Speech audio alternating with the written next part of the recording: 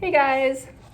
Okay, so this is a book called Frindle, and it's about this boy who is a little bit of a troublemaker, but not really. He just has kind of a different way of thinking. And I thought it would be an interesting book for us to read. And it will probably take us until the end of the year. So until the end of June. If I read a little bit every week, then we'll finish it by the end of June.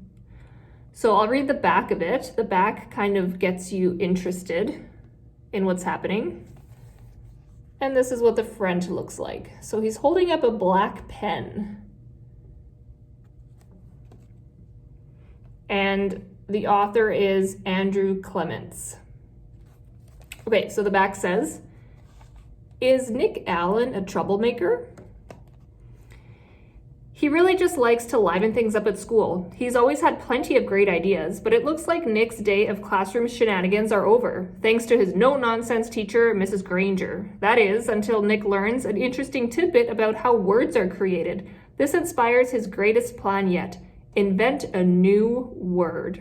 From now on, pen is no longer a pen. It's a frindle.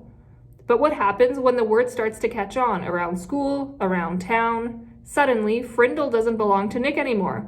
The word is spreading and there's nothing Nick can do to stop it."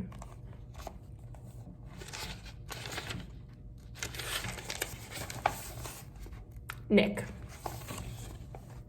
If you ask the kids and the teachers at Lincoln Elementary School to make 3 lists, all the really bad kids, all the really smart kids, and all the really good kids, Nick Allen wouldn't be on any of them. Nick deserved a list all on his own, and everybody knew it. Was Nick a troublemaker? Hard to say. One thing is for sure, Nick Allen had plenty of ideas and he knew what to do with them. One time in 3rd grade, Nick decided to turn Miss Deaver's room into a tropical island. What kid in New Hampshire isn't ready for a little summer in February? So first he got everyone to make small palm trees out of green and brown construction paper and tape them onto the corners of each desk.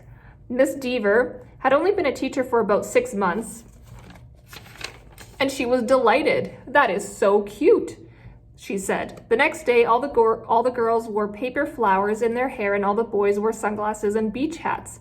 Miss Deaver clapped her hands and said, "That is so colorful." The next day after that, Nick turned the classroom thermostat up about 90 degrees with a little screwdriver he'd brought from home. All the kids changed into shorts and t-shirts with no shoes. And when Miss Deaver left the room for a minute, Nick spread about 10 cups of fine white sand all over the classroom floor.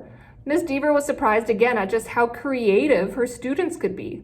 But the sand got tracked into the hallway where Manny the custodian did not think it was creative at all. He stomped right down to the office. The principal followed the trail of sand, and when she arrived, Miss Deaver was teaching the hula to some of the kids near the front of the room, and a tall, thin, shirtless boy with chestnut hair was spiking a Nerf volleyball over a net made from 6 t-shirts tied together. The third grade trip to the South Seas ended suddenly. But that didn't stop Nick from trying to liven things up. Lincoln Elementary needed a good jolt once in a while, and Nick was just the guy to deliver it. About a year later, Nick made the great blackbird discovery. What's the blackbird discovery? One night, he learned on a TV show that red-winged blackbirds give this high-pitched chirp when a hawk or something dangerous comes near. Because of the way the sound travels, the hunter birds can't tell where the high-pitched chirp is coming from. The next day, during silent reading, Nick glanced at his teacher and he noticed that Mrs. Avery's nose was curved, kind of like the beak of a hawk.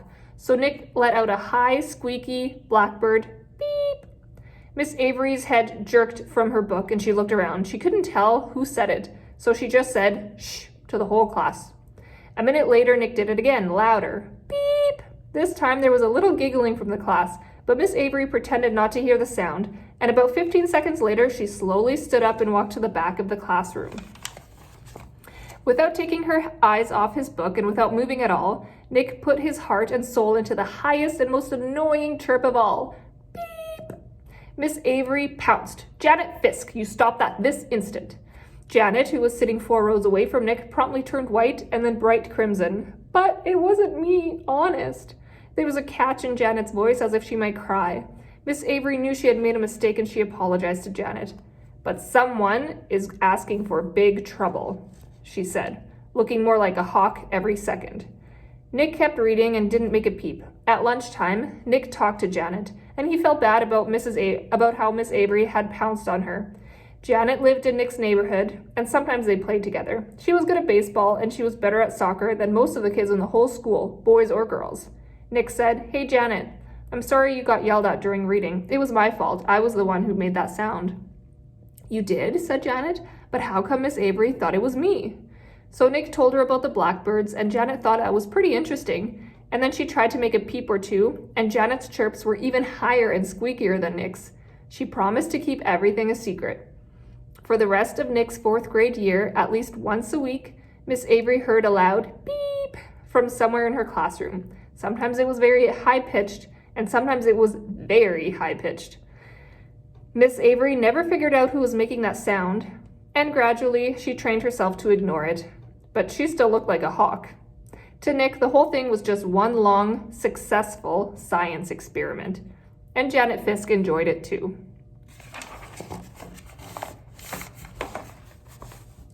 And then Mrs. Granger is next. So that is their 5th grade teacher. And we'll talk about that, or we'll read about that next time. Okay, see you guys.